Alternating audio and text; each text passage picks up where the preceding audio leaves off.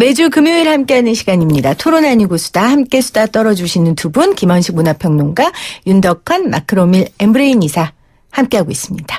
자, 두 번째는요, 언박싱에 대해서 이야기해 보겠습니다. 오늘 우리 청취자분들 지금 막, 이게 무슨 말이야, 뭐, 내냄띵, 전 이거 입에 안 붙네요. 내냄띵 나오고, 지금 막 언박싱 나오고, 도대체 이 언박싱이 뭡니까, 김원식 평론가님? 그냥 뭐 간단하죠. 언이라고 하는 거는 이제 풀어낸다는 것이니까 박스를 푼다는 뜻입니다. 네. 그래서 뭐 1인 크리에이터들이 유튜브에서 주로 하는 건데 뭐 주문한 그런 이제 물품이 상자에 담겨져 오잖아요.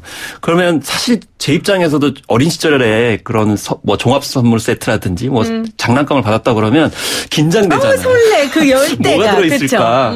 그래서 뭐가 들어있을까 하는 것을 궁금증을 증폭시키는 것이 바로 이제 언박싱. 그러니까 박스를 풀어보는 것이다. 이렇게 볼 수가 있는 거죠. 그거를 유튜브를 통해 가지고 이제 BJ 그러니까 진행자가 풀어보면서 여러 가지 이야기를 해주는 건데 사실 어린아이들의 그런 장난감 언박싱부터 시작을 한 겁니다. 그러니까 아이들이 정말 장난감 갖고 싶은 거 굉장히 많잖아요. 그렇기 때문에 그런 것들을 이제 알려주고 또 실제로 어떻게 움직이는지 어떤 효율성이 있는지 이런 것들을 보여주는 것이 언박싱 콘텐츠가 되겠죠. 이사님 이거 들어보셨어요? 저는 언박싱을 해가지고 복싱을 안 하는. 제가 주먹을 부르는 아재를 가지고 있습니다. 스트레스 해소 방법?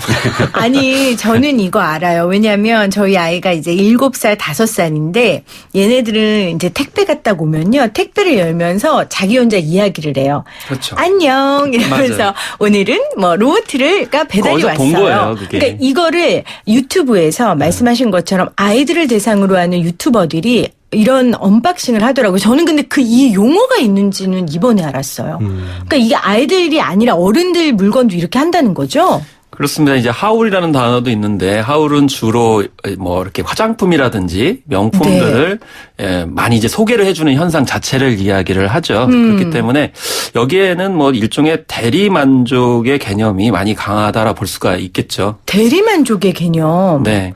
아니 그런데 그럼 대리만족이라면 그냥 후기를 볼 수도 있고 뭐 인스타나 SNS에 저 이 물건 샀어요 사진을 볼 수도 있는데 왜 꼭 이거를 영상으로 스토리텔링을 해서 푸는 걸로 대리만족을 하나요? 거기는 또 약간 또 다른 개념도 하나 들어가 있는데요. 아 그래요? 그러니까 자기가 소유하지 못하는 물건들을 누군가 대리 이렇게 소유를 해가지고 쓰는 모습 자체를 이렇게 충족하는 경우도 있고 또 어떤 새로운 제품이 나왔을 때 거기에 대해서 속속들이 알면 남한테 나중에 과시할 수 있어요.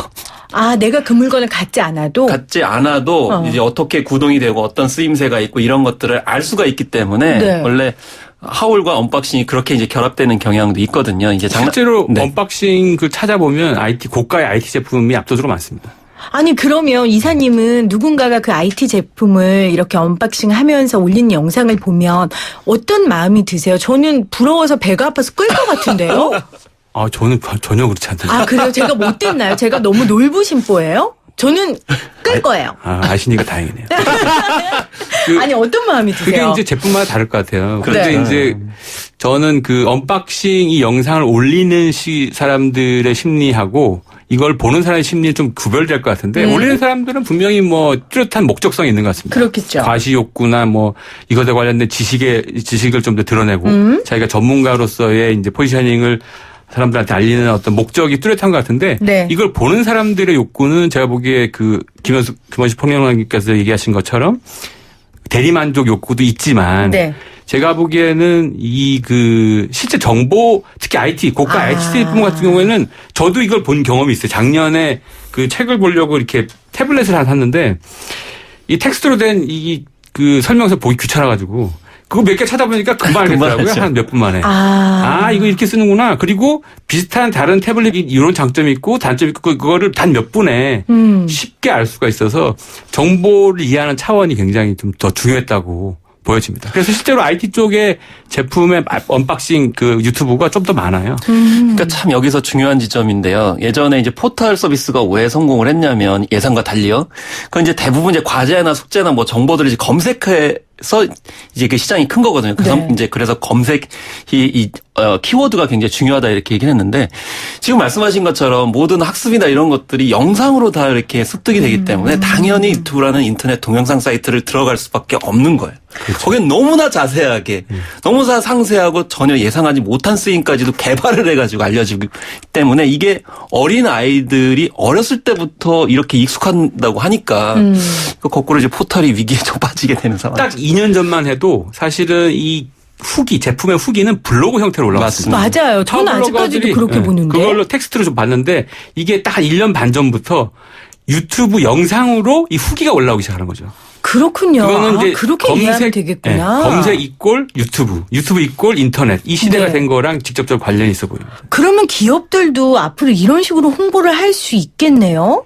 그렇죠. 직접적으로는 기업이 이 홍보를 하고 있다는 강한 의심이 많이 들어요. 그 유명한 그렇죠. 유튜버들이나. 그러니까 이런 거죠. 일단 기본적으로 전문가가 아니고 왜 일반인이 출할까? 물론 아까 그렇죠. 이사님이 말씀하신 것처럼 이제 자신들의 전문적인 권한을 이제 어쨌든 내세우긴 하지만 일반인들 시선에서 이제 그걸 진행을 하기 때문에 오히려 네. 보는 분들은 쏙쏙 잘 들어오는 거죠. 근데 만약 기업이 이제 직접적으로 나서게 되면 문제가 되니까 이제 후원을 하거나 네. 광고를 붙여주거나 뭐 이런 식으로 지금 형태로 이제 가고 있기 때문에 의도를 숨긴 채로. 네. 그래서 여기서 또 이제 블로그 같은 경우도 이제 뭐 파워블로거가 왜 망했냐면 너무 이제 객관성을 잃어버리고 여러 가지 문제가 발생하면서 그렇게 됐거든요. 네. 과연 유튜브들이 그렇게 될 것인지 그런 점은 좀 따져봐야 되겠죠 앞으로. 그러면 아까 전에 이사님께서는 IT 관련된 거 한번 본 적 있으시다고 네네네. 했어요. 우리 평론가님은 뭐 있어요? 언박싱 영상 보신 것 중에? 주로 저는 이제 먹방을 많이 먹방. 보는데 거기서 먹방에서도 언박싱 같은 걸 하는 거예요. 예를 들면 어떻게 해요? 신제품이 나오게 되면 그걸 거기서 처음으로 이렇게 소개를 하는 거죠. 네. 그래가지고 뭐 불닭 띵띵 같은 맞아요. 경우에는 해외에서 난리가 났어요. 그러니까 우리나라 제품인데 오히려 네. 해외에서 굉장히 좋죠. 왜냐하면 스파이시 푸드라고 그래가지고 이제 매운 음식이 사실 세계적으로 많이 통용이 되잖아요. 그래가지고 그런 것이 또 국내만이 아니고 네. 이제 해외까지도 알려지고 뭐 이런 식의 이런 것도 있기 때문에 하여튼 품목은 굉장히 다양하다고 볼 수 있죠. 품목은 다양하다. 아까 말씀하신 것처럼 뭐 고가의 화장품 같은 거. 그건 여성 쪽으로 이제 진화를 한 거고 네. 여성들도 충분히 뭐 새로운 제품 굉장히 많이 나오잖아요. 근데 그게 또 이제 해외와 또 연관될 수 있잖아요. 왜냐하면 우리나라 화장품들이 또 나름대로 경쟁력이 있기 때문에. 네. 그래서 그건 뭐 앞으로 품목은 얼마든지 다양하게 이제 변화할 수 있다고는 생각이 듭니다. 네. 오늘 토론 아니고 수다 저희가 지금 뉴트로 관련된 이야기 나눴고요. 언박싱 관련된 이야기 나눴어요. 조금 시간이 남아서 혹시 두 분이 이제 봄이잖아요. 봄에 요런 트렌드 정도는 하나 알아야 된다 하는 거 좀 소개를 좀 해주시면 좋을 것 같아요. 우리 이사님 어떤 거 있어요? 봄에. 대본에 없는 질문이네. 그럼요. 이게 진정한 수다입니다. 대본에 없는. 봄에 저는 뭐 혼자 노는 그 문화가 굉장히 또 확대될 것 같아요. 혼자 혼자 봄에요? 노는 혼자 뭐 이렇게 스테이케이션이라든지 이걸 할 수 있는 아이템들이 좀 더 많아질 것 같습니다. 네. 오늘도 사실 미세먼지 뭐가 나와가지고 혼자 어느 공간에 있는 사람들 숱하게 보면서 여기까지 왔거든요. 네. 그래서 아마 여행 계획도 혼자 세우시는 분들도 많고 그래서 뭐 1월 달에 말씀드렸던 것처럼 1인 체제가 아주 일상화된 시대이기 때문에 여러 가지 형태로 혼자 시간을 보내는 것들이 좀 더 일상적인 형태로 나타날 것 같습니다. 네. 이 봄에. 그 혼자 있으면 즐거우세요? 사실 언박싱이나 이런 이런 아이템들이 혼자 사는 사람들이 많기 때문에 생기는 거예요. 그렇네요. 거기서 그 경험하는 거 아까 그 밥을 먹는 것도 혼자 이렇게 보는 것도 같이 먹으면 되는데 그걸 사다 먹으면 테스트 밥 먹으면 되는데 그거를 혼자 있는 사람들이 많기 때문에 그거를 나랑 비슷한 사람이 먹고 그걸 어떻게 느끼는지를 보고 싶은 거죠. 그 일상적 경험이 인간관계에 대한 경험이 결핍에서 시작된 것이 유튜브의 열풍과 같이 맥이 다 있다고 보시면 될 것 같습니다. 이 봄에 새롭게 등장한 건 아니고 더 강화될 트렌드를 혼자 하는 여러 가지 것들을 꼽아주셨어요. 네, 혼자 말씀을 하시니까 작년에 한 통계 자료가 나왔는데 혼자 꽃놀이 가시는 분들이 혼자 꽃놀이 가는 분들이 상당 부분 많이 늘어나셨더라고요. 정말 꽃하고 놀기 위해서요. 그러니까 꽃놀이를 하면 주로 이제 많이 몰려가시잖아요. 끼리끼리. 꽃놀이에 진짜 백미는 저 엄마들이 몰려다니면서. 그렇죠. 그런데 그렇지 않다. 지금은 혼자 1인용 방석 하나 들고 이어폰 끼고 유튜브 보면서 이제 그 캔 하나 몇 개 다 들고 가서 떨어지는 벚꽃잎 아래서 벚꽃 보면서 이제 유튜브와 함께 즐기는 거죠. 한편으로는 뭐 완전히 고립된 건 아니고요. 요즘엔 다 SNS에 올리려고 혼자 다 가세요. 아니 그러니까 거꾸로 때로 가가지고 그걸 보면 올리기 위해서 가시지 않거든요. 그걸 혼자 있는 모습을 찍거나 뭐 촬영을 해가지고 올리기 위해서 혼자 가시지 때로 가는 건 사실 그 올리기 위해서는 적격한 조건은 아니죠. 그러면은 지금 평론가님도 이 봄에 트렌드 하나 소개해 준다고 한다면 혼자예요? 저는 사실 오래전부터 혼자 다니고 있어요. 그러니까 그래서 문화평론가가 되셨나 봐요. 트렌드를 앞서고. 아니 여성분들도 혼자 다니시지 SNS 올리시는 분들 그렇게 뭐 때리고 다니시지 않아요. 그런데 저희도 이제 PD들 중에서 혼자 다니는 걸 좋아하는 PD들이 있어요. 그럼 저는 이제 그런 PD를 옆에 딱 붙어서 같이 다니죠. 저는 관에 들어가기 전까지는 혼자 안 다닐 것 같아요. 아무래도 이 젊은 꼰대 같은 느낌이 많이 물씬 들어요. 그래서 이 프로그램을 통해서 제가 좀 꼰대에서 벗어나려고 합니다. 그래서 이 봄에 전파할 만한 트렌드 없어요? 저는 일단 글쎄요. 저는 뭐 컨텐츠 차원에서 봤을 때는 그냥 좀비 코드가 이분들 왜 이래? 오늘 저 지금 오늘 지금 봄내음 나서 너무 신났는데 막 혼자 얘기하고 좀비 얘기하고 좀비 요즘에 근데 지금 말씀하셨지만 좀비 드라마도 요즘에 나오고요. 그게 이유가 뭡니까? 그래서 지금 난리가 났죠. 그래서 이제 사실 뭐 넷플릭스 때문에 좀비가 지금 많이 뜨게 된 거거든요. 뭐 사실 190여 개국에 한꺼번에 이제 부각이 되다 보니까 와 한국 좀비가 이렇게 색다르구나라는 거를 이제 새삼스럽게 이제 깨달았거든요. 근데 한국 좀비는 좀 특징이 있어요. 특징이 있어요. 굉장히 빠르고요. 무술도 해요. 그리고 아크로바틱해요. 아니 근데 그 좀비가 우리나라에 지금 말씀하신 그 넷플릭스에서 나오는 그 드라마 말고 이전에도 좀비 관련된 컨텐츠가 부산행도 있었고. 이 좀비가 많이 등장하는 키워드는 문화적으로 뭐와 관계가 있냐면 일상적 불안감하고 관계가 있습니다. 또 그렇게 연결이 됩니까? 그러니까 글로벌하게 불안감이 증폭이 되면 2000년대 중반부터 글로벌하게 좀비가 많이 등장하기 시작했어요.